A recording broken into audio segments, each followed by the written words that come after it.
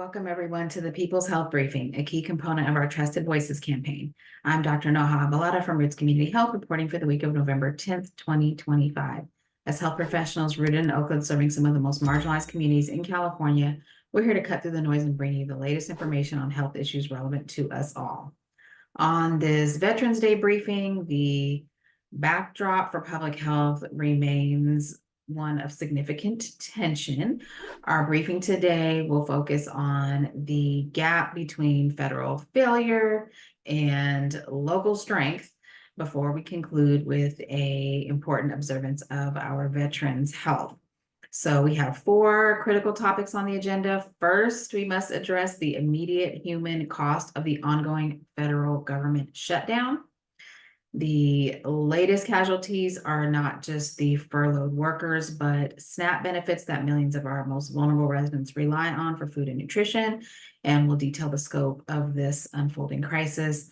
Second, in the absence of stable federal leadership, states are mobilizing, so we'll review significant developments, including the Governor's Public Health Alliance, a new cross-state effort to coordinate policy and bolster public health infrastructure while bypassing Washington, D.C.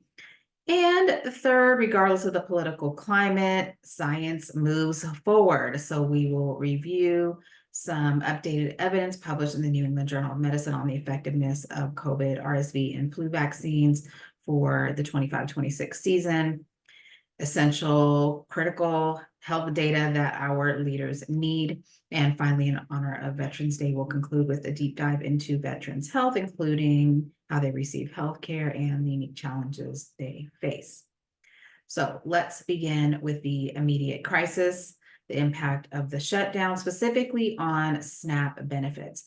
So as we move into the 6th week of the government shutdown, and with the possibility of it finally ending this week, I wanted to provide an update of the Supplemental Nutrition Assistance Program, or SNAP.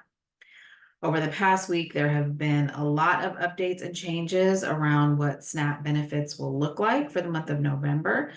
If you have felt overwhelmed or confused by all the shifting information, you are not alone. Even here at Roots, we have found it challenging to keep up with all of the changes, court orders, and announcements, and mobilizing surrounding SNAP.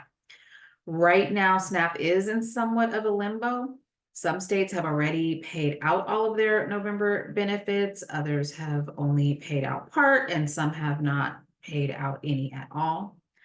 On top of that, funding sources vary. So some states rely entirely on federal funds, and others, like Virginia and Maryland, have stepped in to use their own state money to keep the program running. And this really highlights something we'll touch on in a few moments, which is the crucial role of state level action during federal failure. And so if all that is not complicated enough, the Trump administration is now instructing states to undo full SNAP payments that were made after a court order had initially required the administration to release full benefits. The directive came after Justice Ketanji Brown Jackson temporarily paused those rulings while an appeals court reviews the administration's request to stop them altogether. So a lot of timing and logistics going on here. On Saturday, the Department of Agriculture sent letters to SNAP directors saying that it now considers those full payments unauthorized. Then, in a filing to federal court on Sunday, the agency argued that states had acted too quickly and released full benefits in error after last week's ruling. This reversal comes as more than 24 states have warned of catastrophic operational disruptions if they are not reimbursed for the benefits that were already authorized. The back and forth continues. Just yesterday, a federal judge in Massachusetts blocked the administration's directive to undo the full SNAP payments, at least for now. But there is some hope on the horizon. The Senate passed the first step of a bipartisan deal on Sunday that could reopen the government within days. This deal would fully fund SNAP through next September. It is important to note, though, that the agreement does not include key demands to extend Obamacare subsidies and prevent premium increases, which is the very issue that sparked the shutdown in the first place.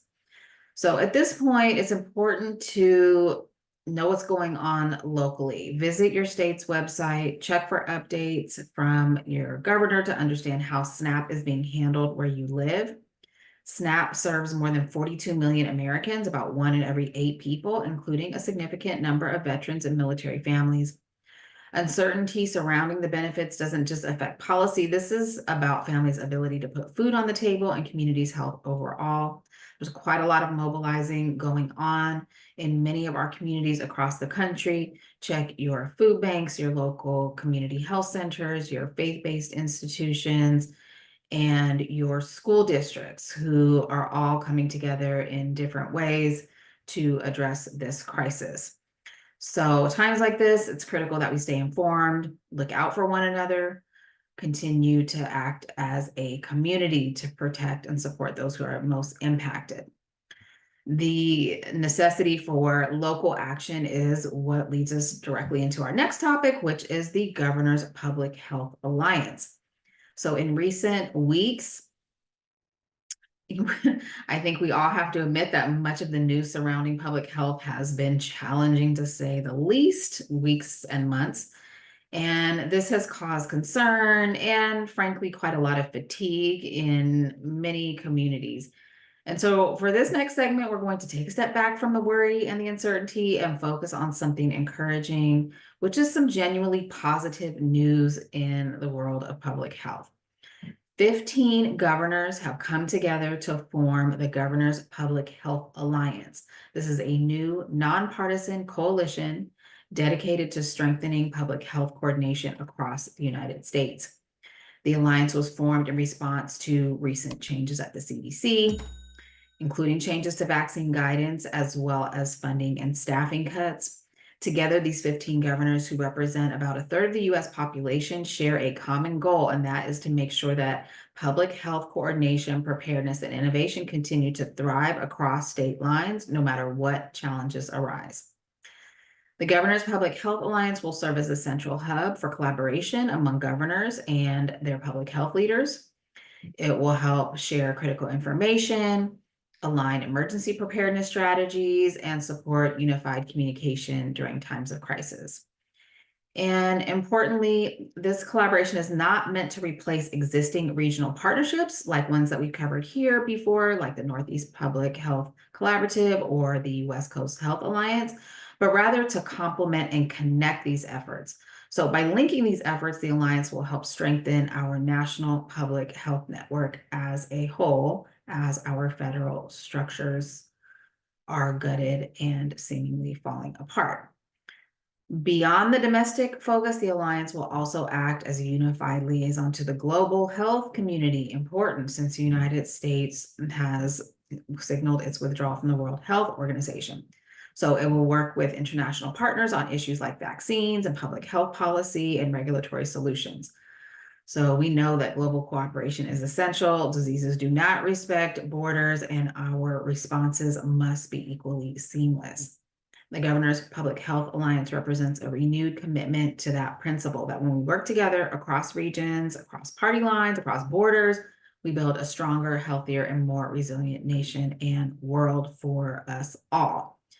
And this work hinges entirely on sound, science-based guidelines, which leads us to our next topic, which is regarding this recent New England Journal of Medicine analysis. It reflects a rigorous and transparent effort to update and communicate evidence-based findings, especially important right now in light of recent changes to the federal advisory process, which has resulted in confusion, and we've covered a lot on this briefing. This analysis was a systematic review of vaccines licensed in the United States against COVID, RSV, and flu. And it actually took 511 different studies into account. So this is a systematic review and a meta-analysis. So it's looking at all of these different studies that met their criteria for inclusion in the analysis. And compiling data like this is crucial for guiding recommendations, including state-level action. And the findings in this analysis reaffirm several critical points. So first and foremost, immunization significantly reduced the risk of severe illness and hospitalization across populations. And again, this was looking at COVID, flu, and RSV. And even when effectiveness appears modest, like the 50% protection against hospitalization for COVID vaccines in immunocompromised people and influenza vaccines in adults, these numbers still represent major reductions in severe outcomes and align with our long-standing influenza vaccine performance over the past 15 years. So this is important as we think about managing expectations. Also, only rarely were serious adverse events noted, such as myocarditis, so inflammation of the heart, or Guillain-Barré syndrome. These are rare, but it's important to note that the evidence consistently shows that risk of either myocarditis or Guillain-Barré syndrome is much higher, many times higher, after contracting the respective viruses, so COVID or flu, than what we have observed following the vaccination. So in any case, even with these rare serious adverse events, those are more common if you are to contract the virus, and the vaccine obviously prevents against that. The report also highlights that the XBB.1.5 variant of SARS-CoV-2, so the COVID vaccines that were adapted against the XBB.1.5, which was the 2023-2024 formula, continues to show moderate to high protection against hospitalization for all age groups, including older adults, including immunocompromised adults. So this demonstrates that even prior years' formulas continued to offer protection into the subsequent seasons. The protection is lower against newer variants like the JN.1. And so this just reinforces the importance of getting the updated current vaccine. So in our case right now, the current 25-26 vaccine, which has been updated. And this also underscores the need for strain-specific updates, which are to happen annually, which is a strategy that has long been used successfully with influenza. We have also seen major progress in RSV prevention. We reviewed this in some detail in our last briefing, so I've linked that in the post if you want to take a look. But bottom line is that we have maternal immunization, we have protection with monoclonal antibodies for our infants. These have both shown strong effectiveness in preventing RSV-related hospitalizations. Also in adults 60 and up, RSV vaccines are demonstrating high protection as well. Also, the findings in this study further affirm the safety and benefits of vaccination during pregnancy, with COVID and influenza vaccines showing no association with miscarriage or anomalies or stillbirth. And in fact, time and time again, we are seeing that these vaccinations are lowering the risk of preterm birth. And finally, the review found that co-administration of virus vaccines such as COVID, flu, and RSV preserves effectiveness and maintains similar safety to giving them separately. So we can give them on the same day and still get the same effect, and that supports the convenience and efficiency of single visit vaccine strategies, which can definitely improve access and coverage. So this is something for you to keep in mind and for clinicians to keep in mind as well. We don't have to space them out. Some people like to just get it over with. And for people who do want to space it out, we kind of have to weigh that against the likelihood that they will actually come back. So these are things to consider, but the review did find that administering them together gives just as much coverage as well as the safety. So we should not hesitate to do that. So all of this research, I think, underscores a larger message, which is that science-based collaborative public health efforts are working. And when states and leaders and health professionals come together, we can build a stronger and healthier society. And we can ensure that in each state and in every community, we will be better prepared to face future challenges, given the uncertainty we are facing from the federal level. So being that this is a Veterans Day briefing, I want to take a moment to honor and thank all of our veterans. And in that spirit, I want to share a bit about how veterans healthcare works, both for any veteran who might be listening or watching, and for all of us, since it's important to understand the system that serves those who have served us. The Veterans Health Administration is the largest integrated healthcare system in the United States. It provides care at 1,380 healthcare facilities, showing the one here in Oakland. And this includes 170 medical centers and 1,193 outpatient sites, serving 9.1 million enrolled veterans each year. And I will note that I have reviewed studies out of the Veterans Health Administration several times here on the briefing, and that is because it is the largest integrated healthcare system in the United States with a unified medical record. And so we can glean many, many insights from such an integrated system, and we have. And also important to note that if getting an in-person appointment is not possible, Veterans Administration telehealth enables veterans to receive care online, and they have had that system in place for some time as well. And one common misconception is that all veterans automatically get free health care for life.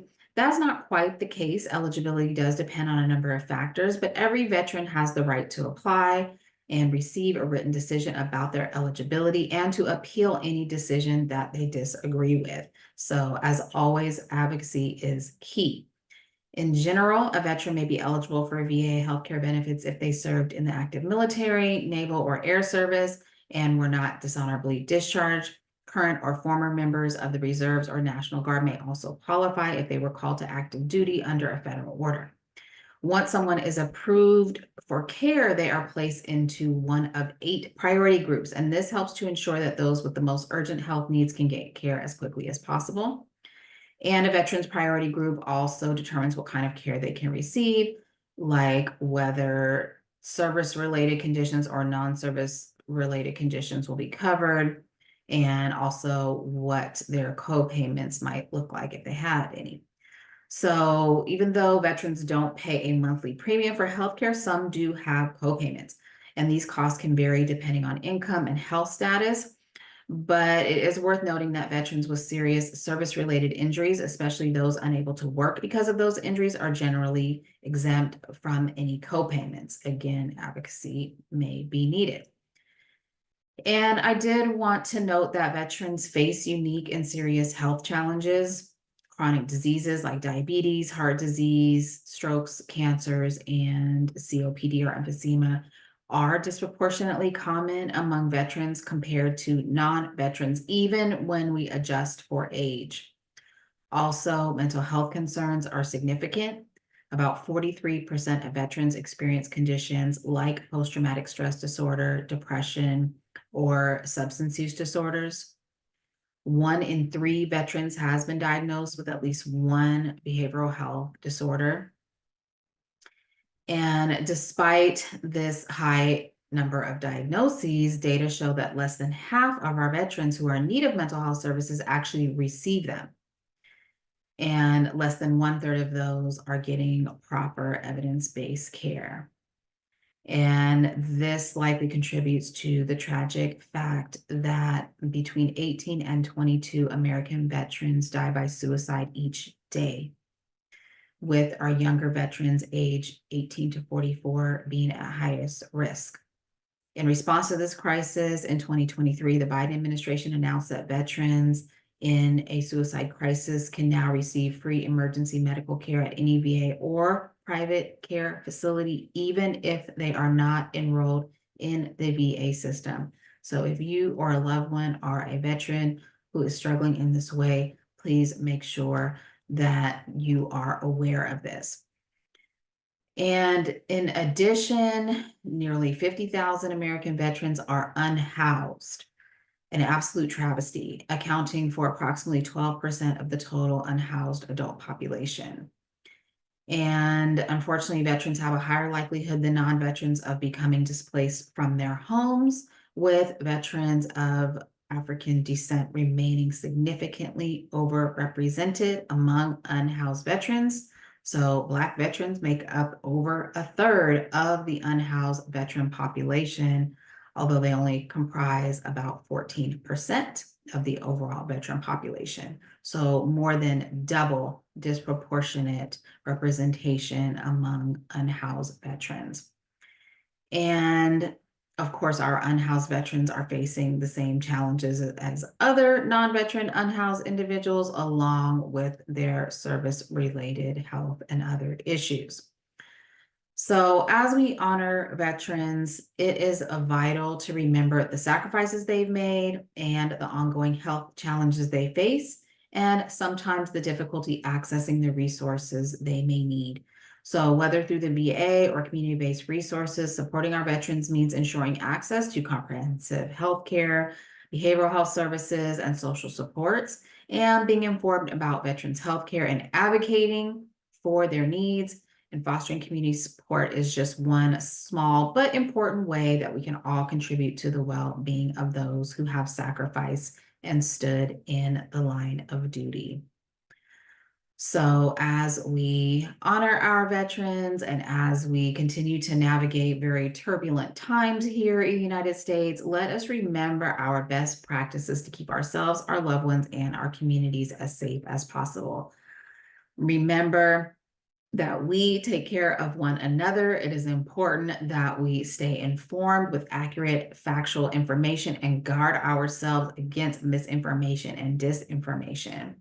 Let's also remember that we are heading into flu and RSV season, and unfortunately, it is always COVID season as well. So our best defenses there remain. Keep yourself protected if you are traveling, if you are in crowded areas, or you just want that added layer of protection. A well-fitted filtration mask like an N95 or KN95 is an excellent layer of protection.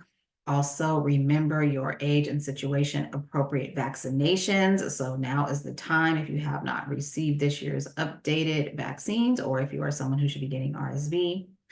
Also, if you are someone who should be treated, if you do get COVID or flu, then early detection is especially important so you can get that treatment started as soon as possible. The earlier, the better with antiviral treatments for COVID and flu. And make a treatment plan ahead of time so that you are not scrambling after you're sick and you don't feel well. And so in order to make that happen, of course, if you don't have a primary care provider, please get one. Know how to reach them before you need them. And finally, prioritize your core wellness. Eat a balanced diet, get some good physical activity and fresh air, manage those stress levels, and get some restorative sleep. This concludes today's People's Health Briefing. Thank you so much for joining us, and we will see you again next Tuesday at 10 a.m.